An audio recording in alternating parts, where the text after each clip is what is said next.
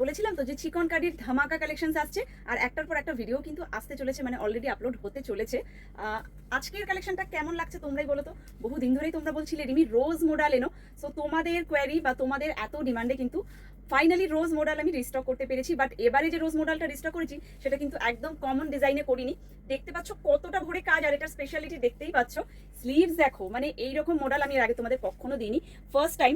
Sleeves কিন্তু এরকম ভরে কাজ, মানে স্লিভসে কোনো রকম কোনো কাজে কম মানে কম নেই বা কমতি হয়নি।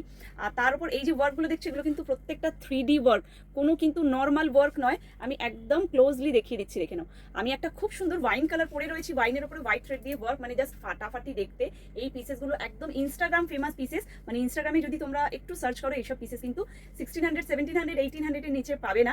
বাট আমার কাছে আজকে কি প্রাইসে পাবে সেটা তো অবশ্যই দেখবে। অথেন্টিক অরিজিনাল লখনউই চিকন কারি, যেটা কিনা প্রপার হ্যান্ডওয়ার্ক মোডালের ওপরে। চলো সাইজেস কি কি পাবে, 40, 42, 44 অ্যান্ড 46।